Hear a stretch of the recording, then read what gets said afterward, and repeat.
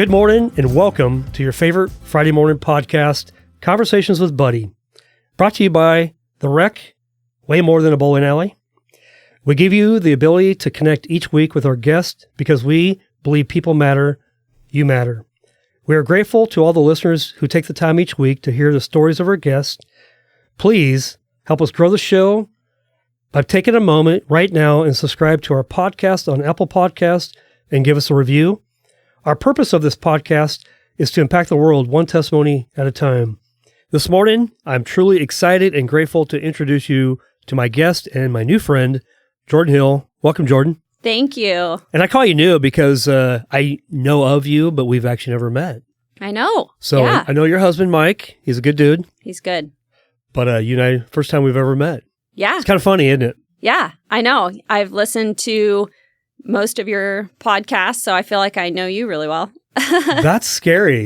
So you really have? You listened to quite a few of them? Mm-hmm. Yep. I only have a few left.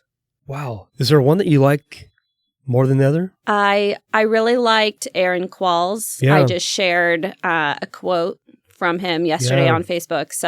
But they're also good. Each one has such amazing stories and nuggets, and yeah. I saw that you put that on Facebook yesterday on the Aaron Qualls. What was the quote that you quoted from him? It was something along the lines of when you start growing, those around you are challenged. And so I talked about that with our team, with Mike's and my team, because and also to challenge them, like when they feel challenged, what do they do with it? Does it make them want to grow? Yeah. And sometimes people don't like that challenge. Would you say that's kind of somewhat true? Like some people love the challenge and some people are like, exactly. I'm good. Yeah. Which is a challenge in itself. So exactly. Well, good for you. No, Aaron was a great podcast and it was good. But I'm excited to be here with you today. By the way, happy 2024. Yes. I'm excited for a new year and I hope you are as well. Yes, I am. Happy Cool. New Year. Yeah, Happy New Year. So we're going to talk about your goals for the year. We're going to dive into a lot of stuff. Let me introduce you real quick. And before I do, I just want to say this here. So I was on your Facebook last night, just kind of figuring out who is Jordan. And the word of the year that you have is what? The word of the year is discipline. Discipline. And so I'm going to ask you, we'll do it after I introduce you, is why discipline and what does it mean to you? Okay, so I'll do that here in a moment. Perfect. Okay. Let me do an introduction and then we'll dive in. So first of all, you're a mom of 4 and also a wife. Yes. So remind me, how old your kids are? They are 7, 10, 12, almost 14 in a few days. Okay. And the wife of a guy named Mike. Okay. You're a business owner, team leader of Hilltop Property Group with your husband, Mike. Mm-hmm. So what, have been 4 years maybe? Since I got licensed. He got licensed 3 years ago, and we formed Hilltop 2 years ago. Okay. That's funny, 432. Yeah. Okay. That's awesome. Let's see, you're a high school youth group leader, 5 years so far. You enjoy helping coach new real estate agents. Mm-hmm. You say you have bipolar 2. Mm-hmm. You're a mental health advocate, so we're going to dive into that. Yep. You love fitness, and that was one of my questions. That you and Mike both finished 75 hard in December. That's interesting. And then you said that you're going to do an Ironman, a 70.3 Ironman in July. Yes. Wow. I'm nervous. I'm nervous. I can't wait to hear more about that. I'll report back. Yeah, report back. Let's see. Before Mike, you were married at 19 for 5 years and was a victim of domestic violence. You escaped with a restraining order. And you're safe today, so that's good news. Safe today, yeah. Amen. And then have, long ago, a history of breaking the law and arrest and self-destruction. Yes. Well, you're in good company. I have the same background, unfortunately. Hate to admit it, but yeah. It's part of our past. It's what we did. Yeah. But you're here today. You're a new person, and we're going to hear more about you. And the reason why we're here today is, in fact, the day that Mike and I were recording his podcast, by the way, if you haven't listened to Mike Hill's podcast, you should go listen to it, was you had posted that on Facebook that a lot of people were reaching out to you and going, hey, how do you do all that you do? So I'm going to read this here little caption that you had on there. Then we're going to kind of dive into really what drives you and how you're doing all the things you're doing. Mm-hmm. But the thing that you say on Facebook was, I've been getting private messages almost daily in the last few months from women asking how I managed to balance 3 businesses, a marriage, 4 kids, 3 ministries, and self-care. Wow. So let's break that down real quick. Let's talk about, well, first of all, the 3 businesses. What are those? All right. So Mike and I are real estate agents. So to pay our bills, we help clients buy and sell homes. So that in and of itself is, we have our own LLC for that. That is our business. We help people buy and sell homes together as a team. We are also team leaders. So that has to do with the 9 agents that are on Hilltop Property Group. Yeah. And so that is its own business as well. And that's where my passion is. I love helping them, equipping them, mentoring them. So I do about 10 hours a week for the agent side of things. I do about 30 hours a week for being a team leader. Yeah. And then we have another business as well, which is also real estate. We bring on agents to our brokerage, and it's a different team type, and it's one that can work in any state in the United States. So we have agents nationwide. Wow. And so that's a different value prop, different tools, different resources for them. How many people are on that team? Right now, 26. So you have an additional, besides the 9 on your team here in Salem, you have 26 across the nation. Yes. How cool is that? It's really fun. So if I need a new job, I just come ask you guys and... Heck yeah. Okay, cool. Marriage, right? You're married to a guy named Mike. You guys are married for how long now? We've been married probably about 8 years. I'm horrible. I do remember the date. What's I don't the date? remember. July 25th, I hope. 2015, right? 2015. Okay, yeah. good. Yeah. I'm glad you know it. I only know that because I was looking at your Facebook last night. So, Yep. 4 kids. They're all probably busy. Yeah. They're really busy. Yeah. Yeah. Sports, music, what do they do? So 3 of them do sports, and then one of them is a musician. So she plays a few instruments. It's beautiful. I love that you keep your kids busy. And by the way, that's probably the secret to keeping kids out of trouble is keep them busy doing sports and music and the things that really matter. Yeah, exactly. Awesome. So break down the 3 ministries, because I think women see you working, Jordan, and you do it effortlessly, it looks like. I don't know you. I'm getting to know you. Yeah. But it looks pretty easy. Now, it probably isn't. It sometimes isn't, for sure. I mean, anytime you are giving, it's so worth it. It's amazing. It's what, I'm called to do it. So I don't consider not giving. Like that's what we are called to do. But the ministries are Mike and I co-lead our life group with one of the pastors in our church. So that's Monday nights. It takes more than just Monday nights because we have our leadership, training. We have our entire life group adopted a family from refugee family, so that takes additional days as well, which I love. I am the youth group leader. Actually, Erin, one of Erin's daughters, is in my small group. I just love those girls. And then also I am involved in the women's Bible studies. And so kind of those three things have me at church 3 or 4 days a week. That's awesome. So that's good though. You're busy. I mean, yeah. So how many hours a week do you think it takes you to do the ministry type stuff? Well, that's a good question. 3, 4, 5, and then more if I'm away for a week or a weekend for the youth group. Yeah, yeah. Well, I know that you and Mike obviously work together, so being married and also working with your spouse, tell us, talk, just walk through that and talk about the challenges that brings as well. Because yes, and you guys have a great marriage. I mean, I can tell Mike really cares about you, really, really, really. Yeah. So that's awesome. But break that down though. How does that work? How do you guys still identify as you're still Jordan, right? You're still a human being, right? Yes, yeah. For you, how do you make sure that you are doing the things that God would have you do, yet being married and having a successful marriage as well. Yes. Yeah. We for years have gone to counseling together, just learning how to navigate through all of the things. Parenting is hard, marriage is hard, having a business is hard, especially together. All these things can be really difficult. And so the best thing is to have a third party help us navigate through it. And so she's just really taught us that we have to be happy, healthy, and whole individually for it to work as a couple.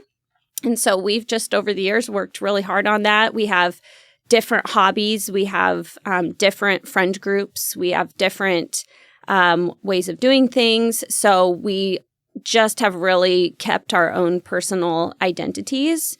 And I really love that. And he does too. So we don't do, from day to day, we don't do about 85-90% of even work duties together. We do them separately, physically, and as far as our the actual tasks we do, very separate. We did try to do everything side by side, 100% together. It didn't work because we're just so different. Yeah. Our communication styles, our personality types, the way we, handle situations and clients it's just different. And we appreciate that about each other. Yeah. And so we just kind of separated out our agent in each of our 3 businesses. We separated out our workloads and our tasks. And so we carry those out. And then it makes the time that we're doing things together really fun. We can have fun, have good energy. And so we're still navigating through that balance. Sure. Yeah. But now it's just really fun and it's where we're supposed to be. Yeah. So, yeah. Well, it's good that you guys recognize with each other each of your giftings that God's given you. And that you don't have to do it together all the time. Mike can appreciate you, you can appreciate Mike, and it can still work. Because I don't think most marriages would last while working together. Right. But you guys have made it work, and it looks like you guys are having joy. Yeah. Like really, really authentically having joy. Yes. Yeah. Yeah. It's awesome. And I love that he can go out and do the things he loves to do. And, sometimes my wifely human nature is to want him to change or want him to conform to something I think he should be. So it's always just a natural struggle that I have to remember, like he's his happiest, healthiest, most passionate self. And I just need to appreciate that and encourage it. And so it's been really fun growing in that way. That's really cool to hear you say to appreciate who he is and how God wired him. Yes. Let's walk back a little bit. I know we kind of got ahead of ourselves, and I love the business aspect. I love marriage. Let's talk about life. Where'd you grow up at? Kind of how your childhood was, and how it really, from all those years to who you are today. How did your early childhood make you who you are today? Yes. So I had a really fun childhood. I grew up in the country in Roseburg area. Big city of Roseburg. Yeah, huge. It's bigger now, a lot bigger now than it was. What's the park down there, by the way? The drive-through? Oh, yes, Wildlife Safari. Wildlife Safari. That's in like Roseburg or down that way. Yeah, it's just south Kingston of it. Or something. We grew up going to that all the time. It was so fun. Winston, yeah. Yep. So I was homeschooled into high school. I finished up my last couple of years at a private school. But raised, my dad still works. My mom, they're still married. Cool. My mom homeschooled us.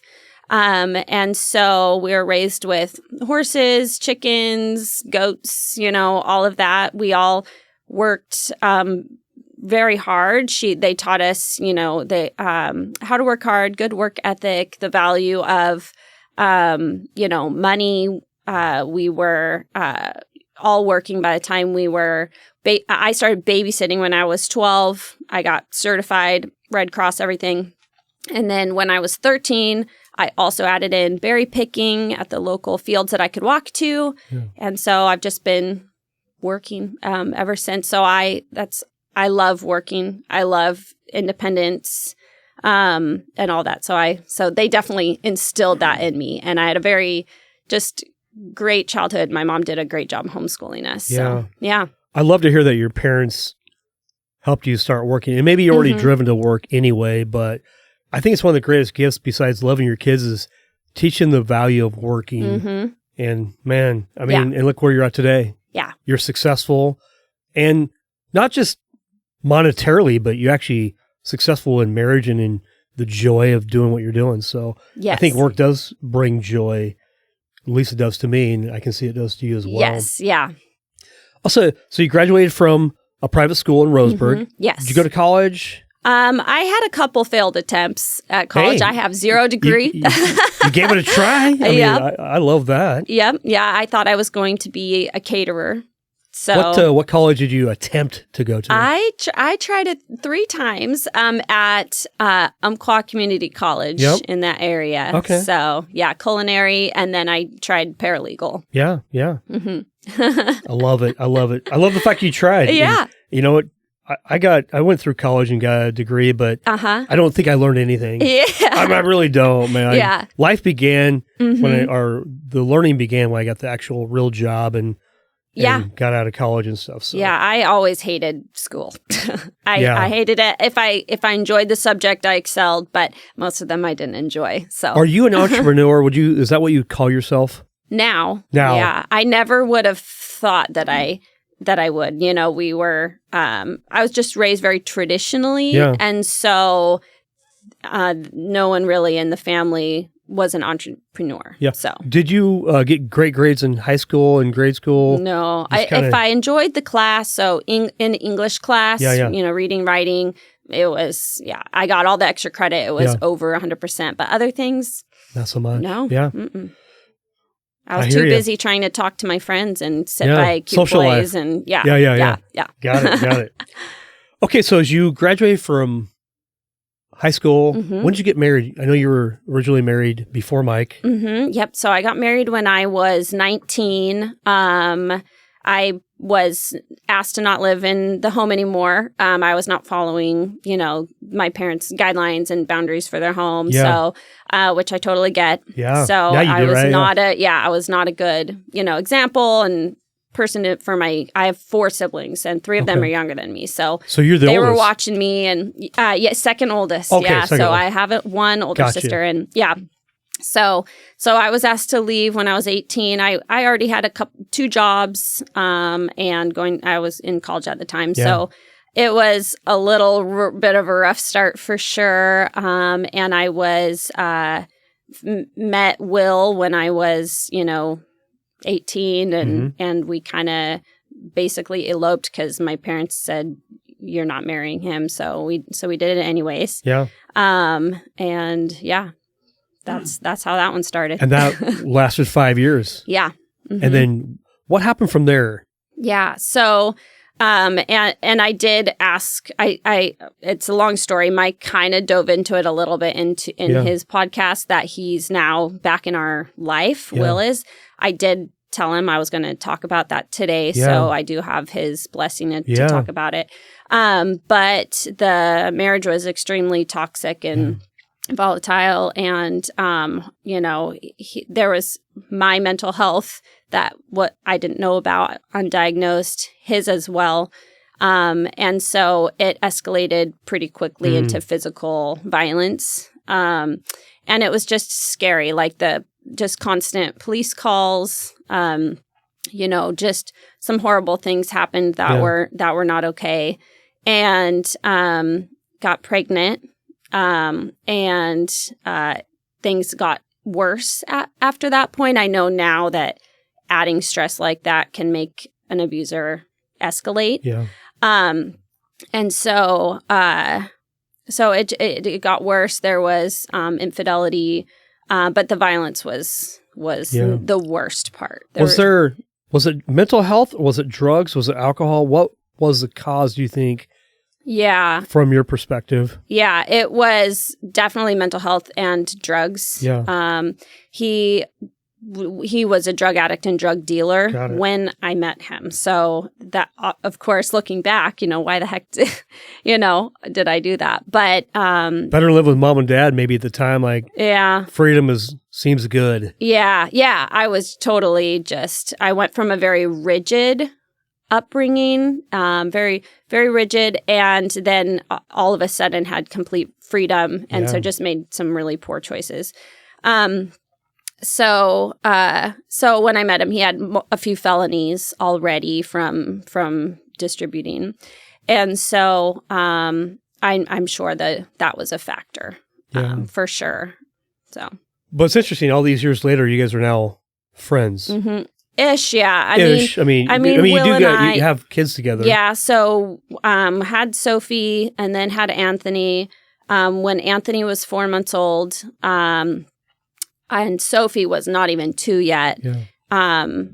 I was told by a family friend that if I didn't get the kids out of the violent home, that they were going to call CPS, which was horrible, but also the best thing that ever could have happened to me, because I realized it's not just me getting hurt. I could lose my children if I allow them to be exposed to this, because even if it wasn't directed at them, little Sophie would hide behind the curtains and just wait for it to be over. And it was I was very, I could hardly eat, I could hardly get off the couch, because when you're being abused, it turns you into something that is a shell of a person, and I didn't think I'd ever be able to even work or have a job.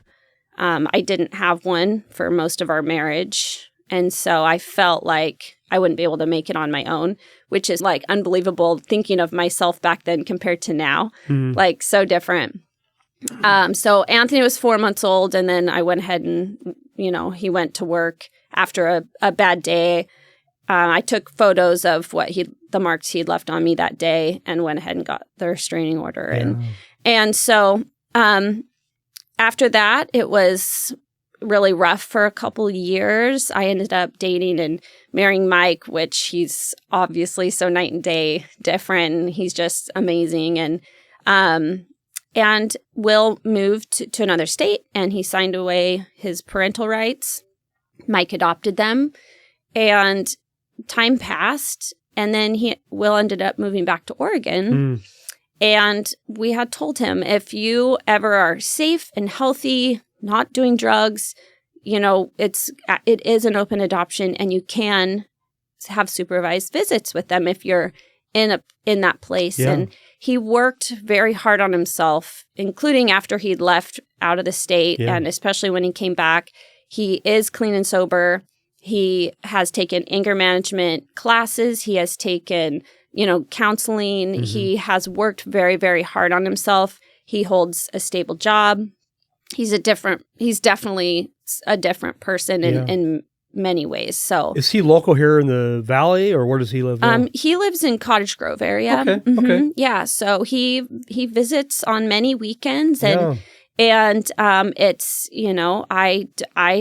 I one funny thing about me is I forgive instantly. So I've never been angry or held things that I care about him, so. What a blessing.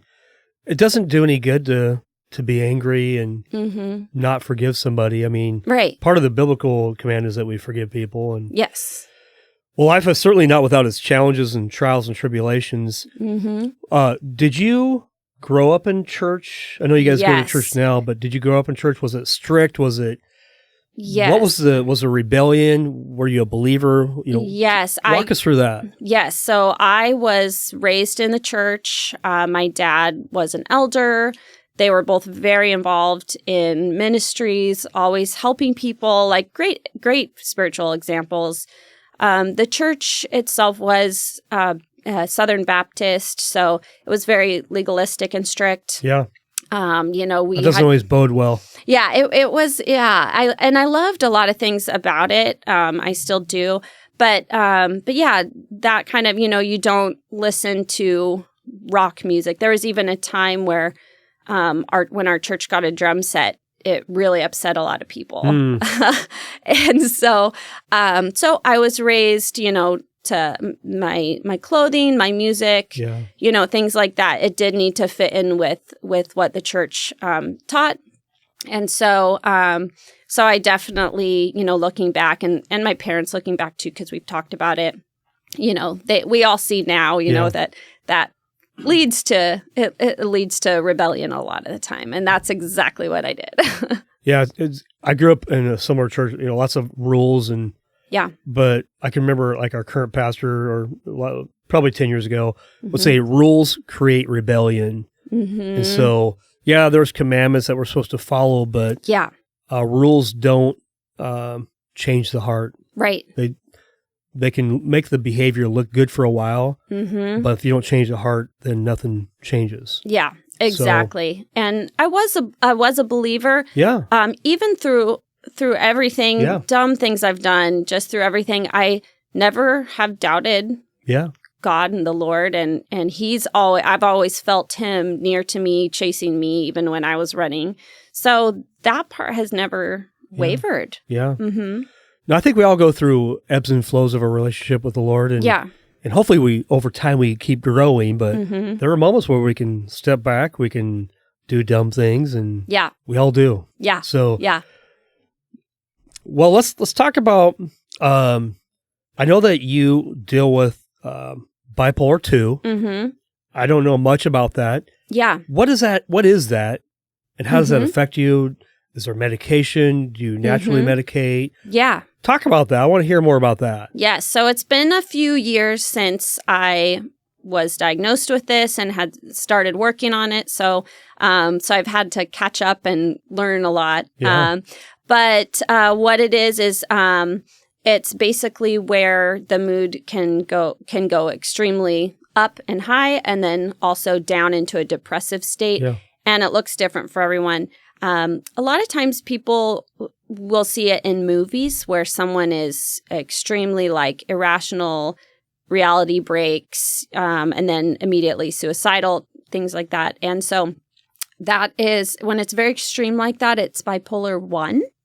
And bipolar 2 is you don't have such high highs, you don't have those reality breaks, and the depressive state is more minor as well. So I'm thankful that that's... So it's the lesser of the two. It's a lesser, yeah. So what it looked like before getting diagnosed and would be the hypomanic state, which is that up, up part of it. Would be working a lot, work.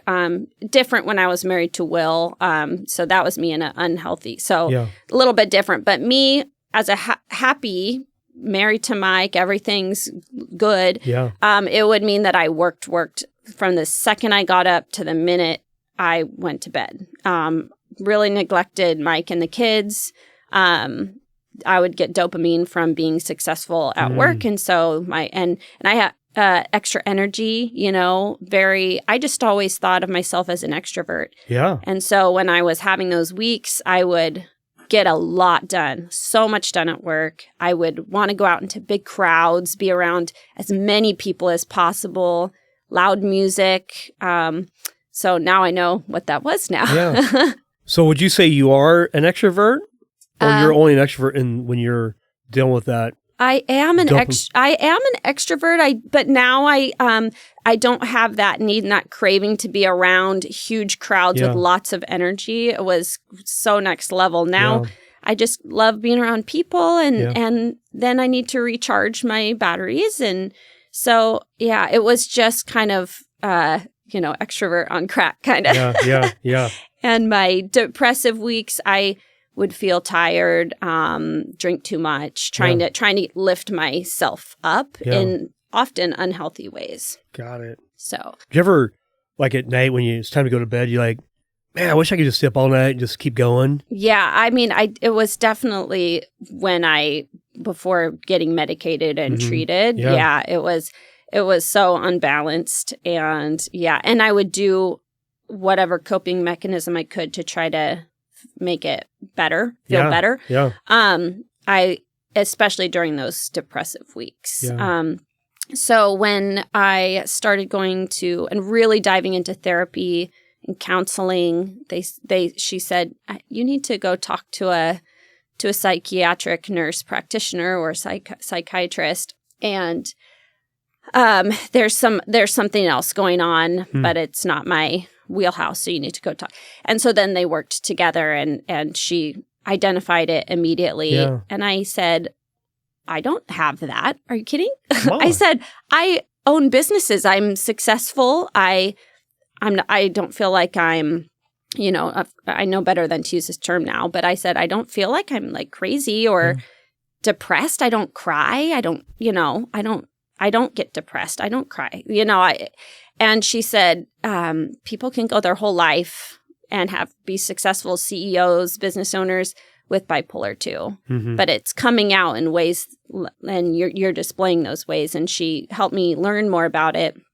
And now I have a mood stabilizer. And I have little baby highs and lows, but they're nothing like they were, and my anxiety is so much less. Yeah. I didn't realize that it was anxiety though. Like the worst times were in moments where I was maybe sitting with Mike and the kids on the couch, which should be so relaxing and wonderful. And it is now. But then I would feel kind of like there was mattresses pushing on me from all sides, very deafening. And I would feel completely trapped, like physically and mentally. And I thought that, I didn't know what that was. And I don't have those feelings anymore.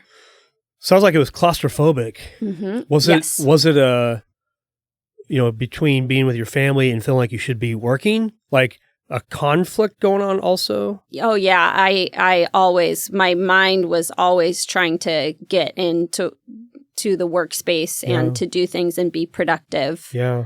Mm-hmm. You feel lazy if you're not actually working. Like, this is wrong. I shouldn't be just laying around watching movies. I still struggle with that. So, same. Yep. I get it. Yep. But you're also a mental health advocate.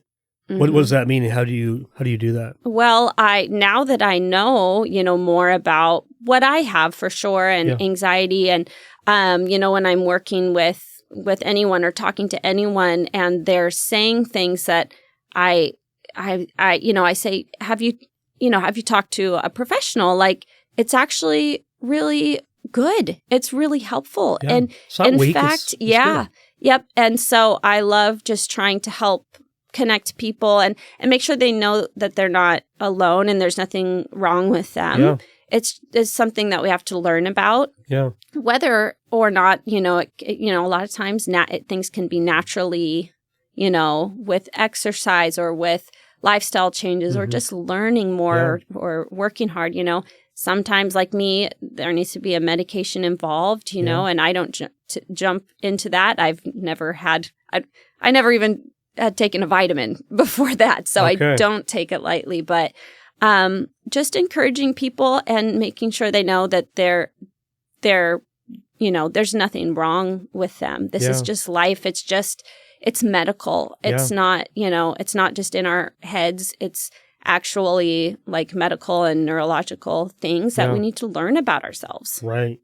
Being open to learn, not being ignorant. Yep. Being aware. Mm-hmm. And it's not weakness. Yeah, absolutely. Well, we all got stuff, by the way. I mean, we're all wired a certain way that, like, I don't know, thankfully my wife is patient with me and helps me through my challenges, But, well, okay, let's talk about, you and Mike finished 75 hard. Mm-hmm. You're going to do this marathon, ultra marathon. Yes. Talk about your health journey. Yeah. What does that mean to you by finishing 75 hard? Yeah. Because that's a big deal. Yes, I still kind of can't believe I cool. finished it. It's been about 5 years now that I started running. Okay. I have never been a gym, I still am not, in the gym, weights or anything like that.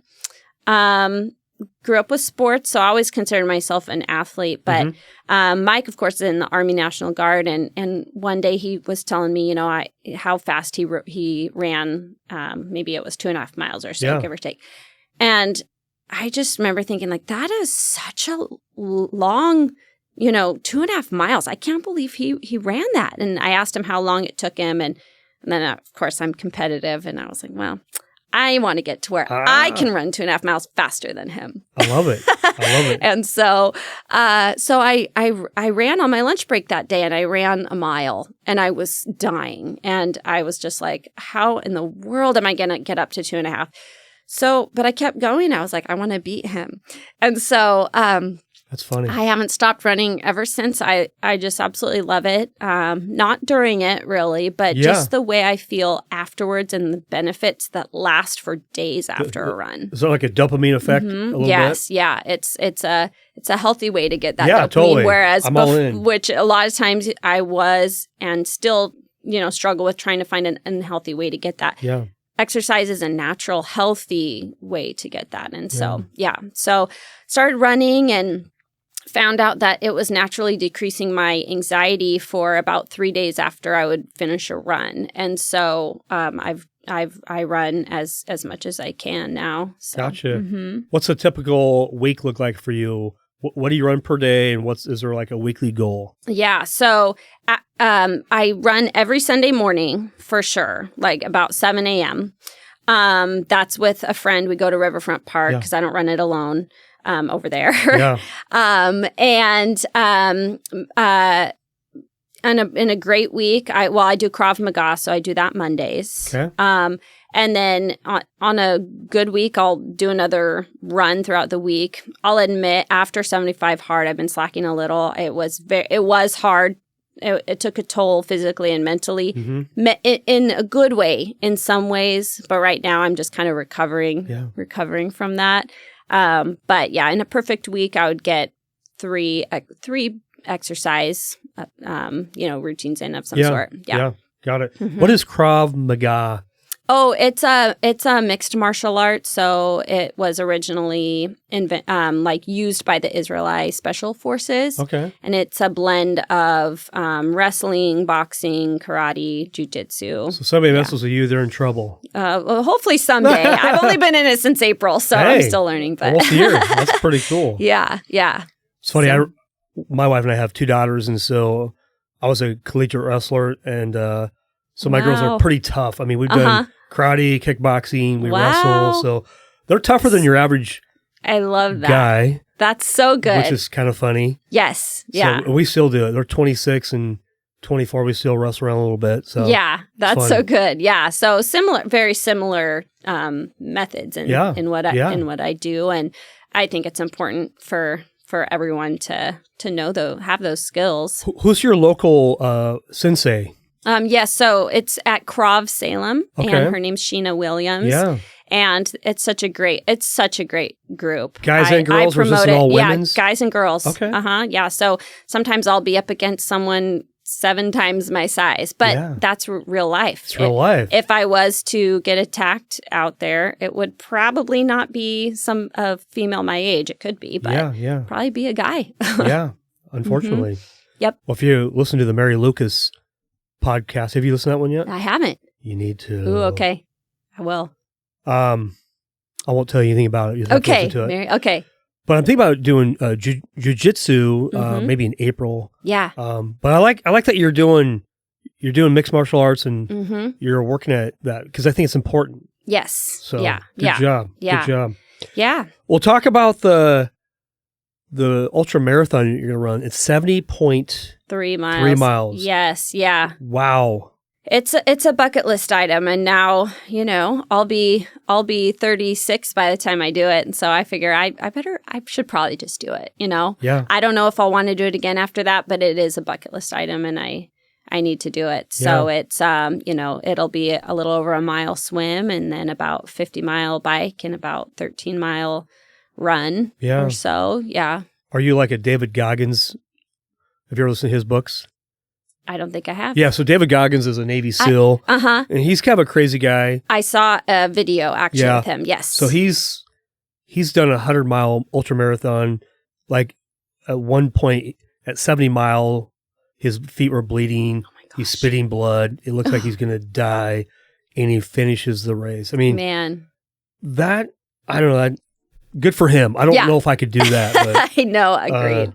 Anyway, I think it's pretty cool. And I think it's good that you stretch yourself, that you're continually growing. Yes. And getting tougher mentally, not just physically, but mentally. Yes. It's important. Yeah. 75 hard was a goal of mine. I've tried it twice before this successful one. Yeah. And I didn't make it. But also, I had not received my bipolar 2 diagnosis. I was not medicated. Yeah. I still had really unhealthy habits. Yeah. And so I wasn't able to sustain it. And this time I was in a happy, healthy place and I was able to do it. So that's so good. Hey, what does it mean to be married to Mike? You know, being a wife. What's marriage mean to you? Yeah. So, gosh, it really means being a team, being on the same team, not against each other. I'm so thankful that we have the same faith, the same parenting values, the same, we have the same like purpose in life. So because of that, if it wasn't the case, gosh, I mean, I've been there where that wasn't the case and it was just a nightmare. Total. And so it means that we're on the same team. God put us together. He gave us goals and things to accomplish and things to do together. And it means supporting him and cheering him on and serving him, which is very hard for me. Why would you say that? Because I'm selfish and all? I want to serve my needs and it to be my way, and I want to control him and things. Those are my natural instincts. So I have to fight that, and I fail every day, and he forgives me. Well, it's good that you are aware. And by the way, we're all selfish. Yeah. I want to feed myself first, think of myself first, and God's called me to serve my wife first. Yeah. And it is difficult because, well, it's for me. Yeah. How do you navigate when you have those moments like you aren't doing well and maybe you might got in an argument? I mean, you guys do argue, right? You guys are still human. No. Yes, Never. we do. How do you guys reconcile? How long does it take you to go, you know what?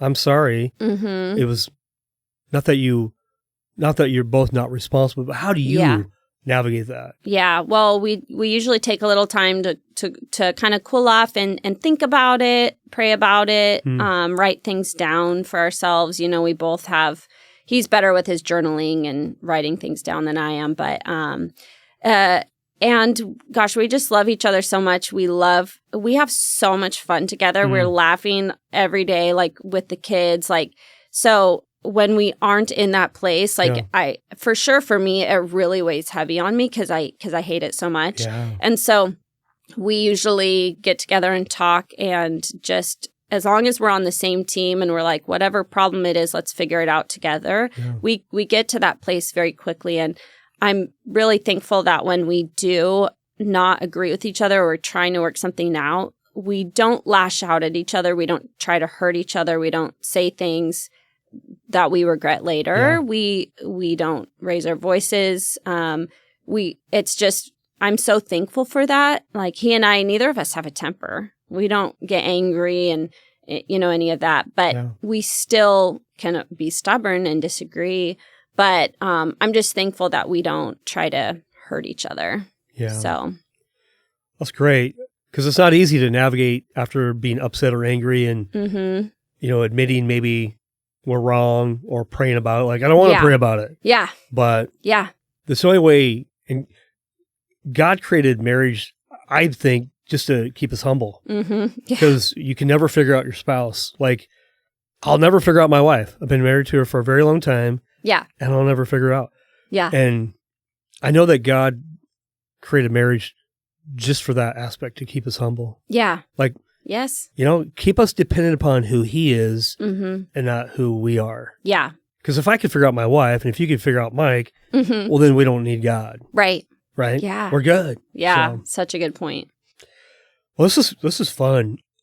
I was thinking about the word, you said your word for the year was discipline. Now, I hear discipline, you're competitive, right? I think that's really cool, by the way. Beat Mike, that's the only thing. Yeah. I think it's really funny. How do you discipline yourself? What does that mean to you? How does it look like in your life? Yeah. So it's always been really difficult for me. I mean, as a kid, I was messy. I didn't really care if I didn't, get a good grade or, I didn't hold myself to a very high standard. I was just kind of a hot mess, and so my nature is one of procrastination, of not, some people think that I am probably just the neatest, most organized person. And I'm not. In fact, I thrive in chaos and, and clutter and, not, it's just my nature for sure. But I am realizing as I mature and as I, try to be a better leader every day, there are just certain parts of my life I'm ready to take control of. I mean, truly, when you're not, I was finding when I was not disciplined and I was letting things slide and not planning and not executing those plans, I mean, I wasn't in control, and that was in a bad way. Like there are things that I realized I really truly do need to have in my control, and if that things go better with business, and you can't let everything else just dictate where your life goes. Like, I need to own up to some of that. And so I realized, like, I just need to plan better. I need to make sure I follow through with what I plan. I need to, and of course that's taking into account flexibility and all of that, of course. But, being better with money, being better with just I guess just those disciplines in life, what I eat, what I do. So I just realized I need to clean those things up. Like, naturally, as I've matured and progressed, a lot of those things have fallen into place. But so that's why I decided, well, 75 Hard is a mental and physical discipline. I'm just going to see if I can do that, I can do anything. And so since 2024 was discipline, I decided, well, if I do 75 Hard starting in October, then by the time 2024 starts, I will have completed it. Yeah. And so I texted Mike one day and I said, let's do 75 Hard. Let's start it today. And it was early morning. I had just got done with my Sunday run. Yeah. And he's like, okay, I'm in. And so we did it. And man, like, I learned that I can maintain and follow through with disciplined actions, even if I'm sick, even if I'm tired, even if I had a bad day. Like, not only can I follow through with those disciplines, but it really just improves everything. My business, my parenting. Your confidence. My confidence, and just knowing that I can accomplish these things. And so in all aspects, even after finishing 75 Hard, Mike and I are working together on being better with money, with our time spent, being intentional with that, all of these things where I maybe let it kind of control me and I would run with the wind, Now we're just more intentional with it and we have more control. And so me especially, I was, it's something I'm working on, so. Well, what I heard you say is progress over perfection. You say you live well in the chaos. I think we all live in chaos. Yeah. And I think, I know some people that are perfectionists that while they're trying to be perfect, they almost do nothing. But actually living in chaos, at least you're doing something. Yeah. And you can improve those, which is good. Yeah. I think it's great, though. I mean, the fact that you recognize who you are, where you're a hot mess at, and that there's room to improve, but you're not going to be perfect this side of heaven, not until God calls us home, and and that you're okay with that. Yeah, that's really good. That's maturity. You know what I mean? It's pretty cool. Yeah. Well, I mean, we could probably keep talking and just keep unpacking, but what are some thoughts that maybe you have? Maybe we haven't talked about. Maybe some women say, "Hey, Jordan, how do you do this? How do you do that?" Is there any questions, any thoughts, anything that you're thinking about that you'd like to just talk about? Yes. So some of my, key tips would be just to know that we are stronger and more capable than we naturally think. And so, just little moments like getting up 30 minutes earlier. I now get up hours earlier than I ever thought I would. But even just starting with 15, 20, 30 minutes to center your day, read, journal, sometimes just drink coffee and, just enjoy the morning.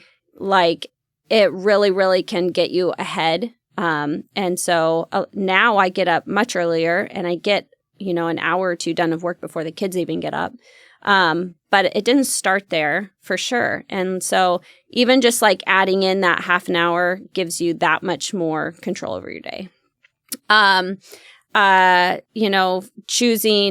Choosing joy, choosing to look for all of the good things, learn to see obstacles or tough things as an opportunity to grow, because when you get to the other side of that without bitterness, without anger, without blaming other people, which, by the way, I have to work on those things every time I go through an obstacle. But just knowing that we can, we're just stronger than we think. And we just need to give and give and support and help others because then we feel that joy and that happiness. And, those are the things that I always do. And it's huge. So cool. So as we wrap up, what is, and I know you talked a little bit about some of the things you're doing this year, your marathon or your ultra marathon. Yeah. But what's a personal goal besides that? Okay. Or what's a business goal? One or the other or both. Mm-hmm. And just kind of we'll end on a good note on what's a 2024 goal that's going to push you to be a little bit better. Yeah. So I would say it's a business goal. Imagine that. I have a million of them, but yeah. So just really getting, helping support and lead Hilltop Property Group agents. They are all leaders in their own way. So it's been really fun, Mike and I working together to help them come into their leadership skills. But when we hit a certain production amount, which is, either 40 million in production or 175 transactions, which this transactions is what we need to aim for because of our price point here. We'll get to the volume. But once we hit that price point, we are kind of the top tier production team at our brokerage, and they will all get thousands of dollars back in their pocket because EXP will change their cap. And so getting them there in a way that still they can keep the work-life balance, their happiness, their joy, not get burnt out. Yeah. Mike and I have discovered how to do that for ourselves, so we're teaching them how to do that, and be able to just give them that money back in their pocket. That's our goal. It's a business goal, and it's we're really excited for it. I know we'll get there. 40 million, 175 transactions. I'll be rooting for you guys this year. That's awesome. Thank you. It's a really big goal. That's good. That's good. Yeah. So, Jordan, how would somebody connect with you? What's the best way you prefer if they wanted to say, hey, Jordan, tell me more about real estate, bipolar, marriage, divorce, kids, ministry, the thousand things that you're doing.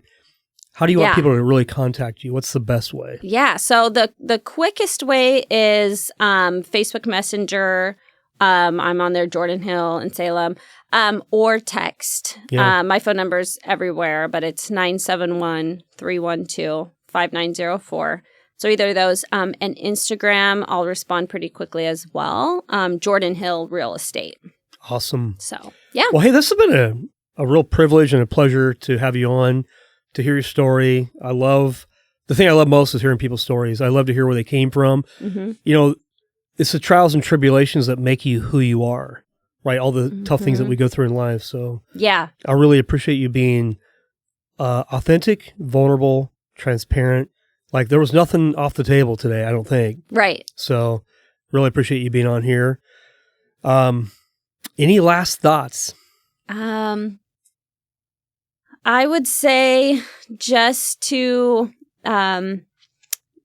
really be around people you admire, people that are who you want to be like. I very much credit those in my life that have, shown me love and taught me things, even if, there wasn't anything, quote, in it for them. Yeah. And so not only is it good to seek people out like that, but to also then become that for somebody else. I like that. Impact and influence is kind of the words I hear. Mm-hmm. Yep. Well, thank you for being here. Thank you all who listen each week. We really appreciate you. Appreciate you taking the time to listen to Jordan's story. Please share it. Subscribe to our podcast. We love you guys. See you next week. All right. Thank you. Yeah. Thank you all for taking the time each week to be encouraged, challenged, and loved. Remember what Jesus said? I'm the way, the truth, and the life. No one comes to the Father except through me. My hope and prayer is that you believe the words of Jesus. We'll see you next week. Thanks so much.